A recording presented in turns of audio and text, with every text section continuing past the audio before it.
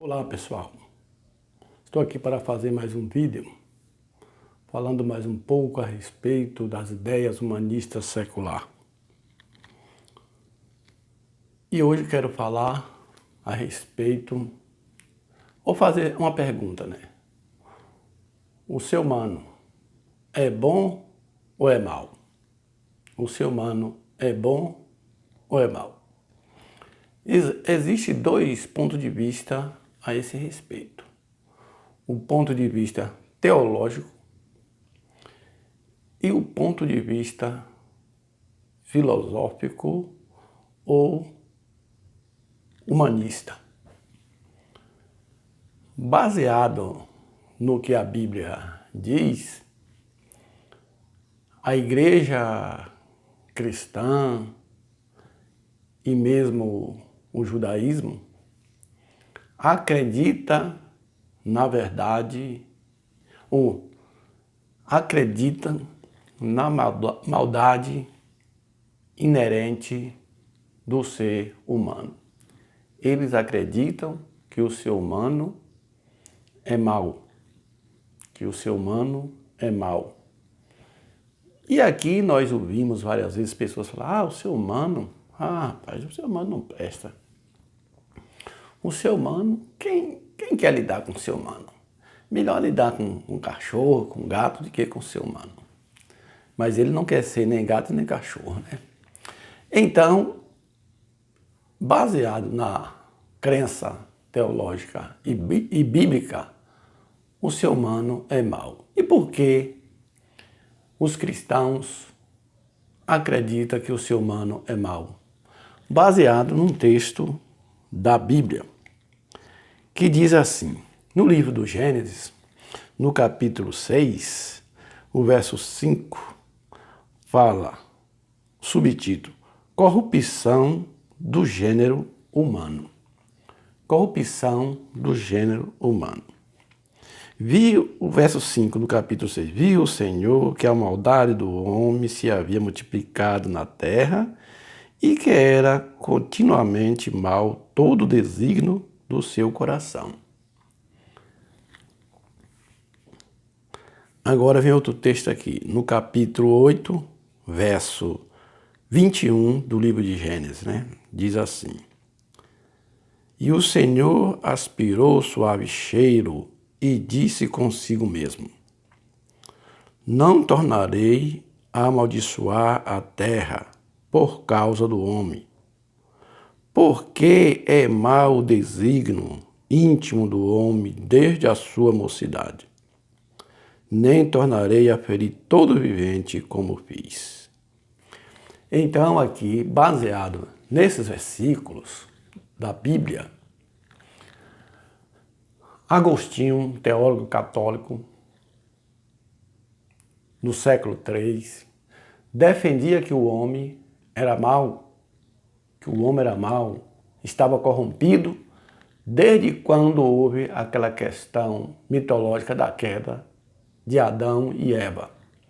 Ele acreditava neste mito da queda, que ele chamava de pecado original, e diz que, baseado nisso aí, que o homem se corrompeu. E todo o ser humano herdou de Adão essa corrupção de ser mau, desobediente e corrupto. E baseado nesse outro texto aqui, que diz que o desígnio do homem é mau desde a sua meninice, desde a sua infância, baseado nesses textos, a Bíblia diz que o homem é mau, que ele é mau por natureza, é egoísta, é violento. E por natureza o homem só vai fazer o mal. E Agostinho pregava isso no século III. E a teologia cristã, católica, baseada também no ensinamento de Paulo, que falava sobre o pecado original, acreditava e tinha essa concepção de que o homem era mau. Que o homem, sem a graça de Deus, sem a ajuda de Deus, nada pode fazer de bom. nada pode fazer de bom, porque ele é corrupto. A inclinação dele é só para o mal, dizia Paulo e também Agostinho. E sem a graça de Deus, ele nada pode realizar de bom. E esse ensino perdurou muito tempo. Mas mesmo entre os cristãos, tinha aqueles que discordavam, no fundo discordava. E um camarada chamado Pelágio, um cristão romano, não inglês, ele, chegando em Roma, viu lá o comportamento dos cristãos, que viviam relaxadamente. Os cristãos tinham só a fé, achando eles que só acreditando estaria tudo bem. E vivia de maneira relaxada. Não cumpria os princípios cristãos. Aí Pelágio ficou horrorizado com a conduta desses crentes, desses cristãos.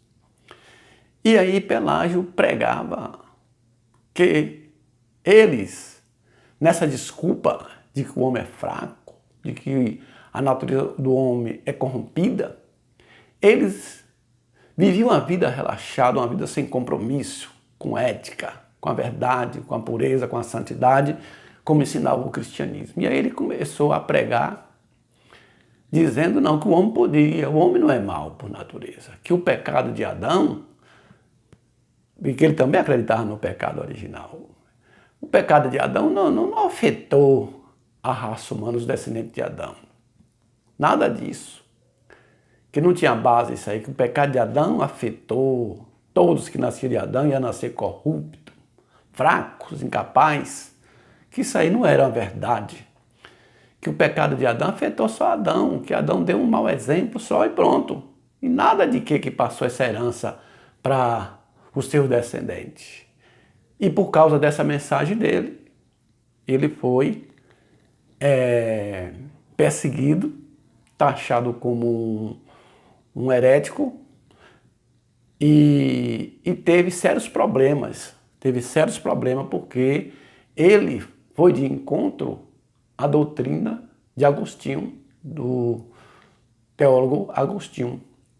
E aí, o que aconteceu é que prevaleceu o ensino de Agostinho, de que o homem é fraco e que sem a graça de Deus nada pode fazer. E desde quando a religião cristã cresceu, se tornou-se a religião do Império Romano, e que Constantino oficializou como a religião do Império, e começou a haver perseguição contra as escolas gregas, as escolas dos livres pensadores da época, dos filósofos da época, foi fechada as escolas, e aí a fé abafou a razão, né? E depois daí o que prevaleceu foi as explicações da Igreja Cristã Católica, ensinando que o homem sem a graça de Deus nada é, o homem é corrupto, depende da graça de Deus para fazer o bem, e essa graça de Deus é alcançada através do quê? Das indulgências católicas, né? Dos sacramentos da igreja, através do sacramento, do batismo, da ceia, é que as pessoas recebiam a força para vencer o pecado, para vencer o mal e fazer aquilo que agrada a Deus. E aí esses ensinos, essa doutrina durou mais ou menos mais de 1000 anos.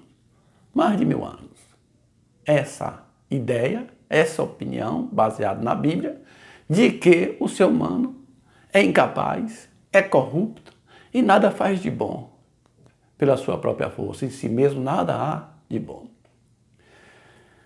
E aí, no século XVI, com essa questão da descoberta de que a Terra não era o centro, que era o heliocentrismo que era certo e não o geocentrismo, e que a igreja defendia o geocentrismo, a Terra no centro, e Galilei, nas suas pesquisas, na sua descoberta, descobriu que Copérnico estava certo de que o Sol é que é o centro e não a Terra, e que o ensinamento da igreja, que se baseava na Bíblia, estava errado, aí começou a surgir as indagações e as críticas sobre aquilo que a igreja ensinava como verdade, as explicações que a igreja cristã católica ensinava como verdade.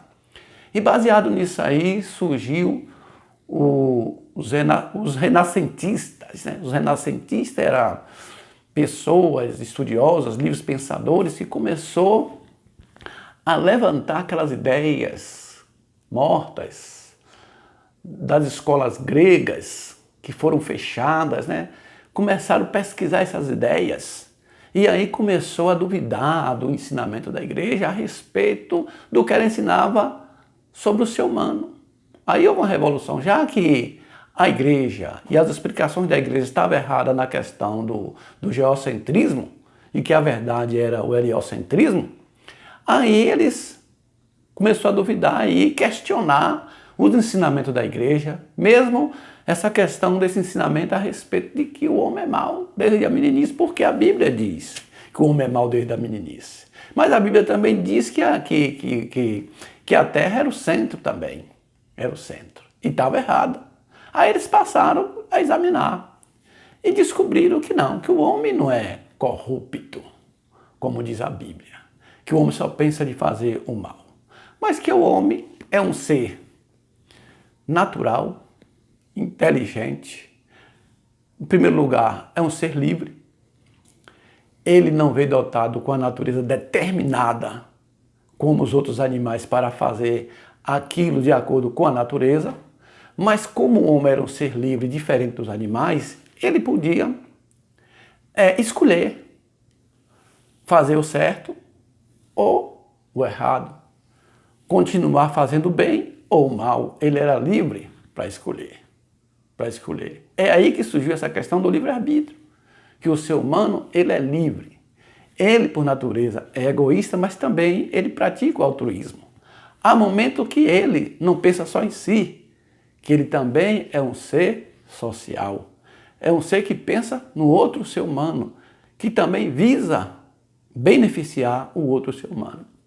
Então, daí surgiu a questão humanista, né? Que é a valorização do ser humano, porque o teologismo, ele desvaloriza o ser humano. Diz que o ser humano não vale nada, é corrupto, é débil, é fraco. E aí desqualifica o ser humano totalmente. E aí surge o humanismo não dizendo, não, o ser humano, ele não é por natureza mau. Ele é dualista, duplo.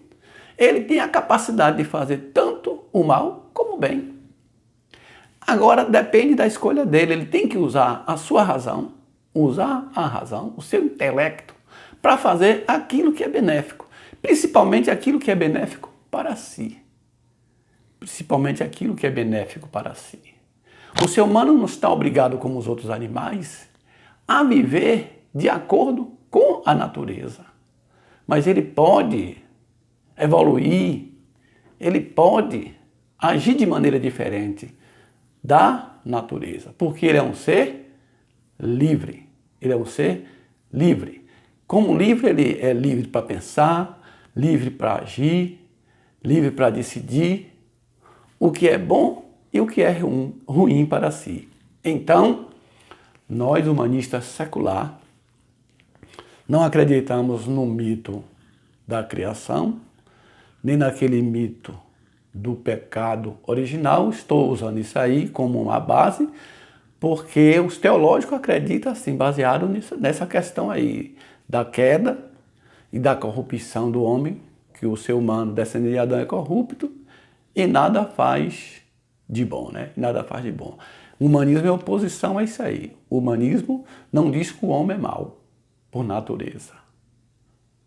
O homem, ele é um ser livre e capaz, tem capacidade de fazer o bem, de fazer normas que sirva de critério para que outro ser humano possa seguir e se dar bem no dia a dia da sua vida. Então, o ser humano, ele não é corrupto, ele não é fraco, ele é duplo, né? É duplo no sentido. Aí que vem essa questão da dicotomia, né? Ou dualista, né? No caso. Ele é um ser humano, livre, e como livre, ele é um ser moral, que ele pode escolher entre fazer o certo e também fazer o errado. Se você gostou desse vídeo, dê um joinha, inscreva-se em meu canal. Bom dia, boa tarde, boa noite e passe bem.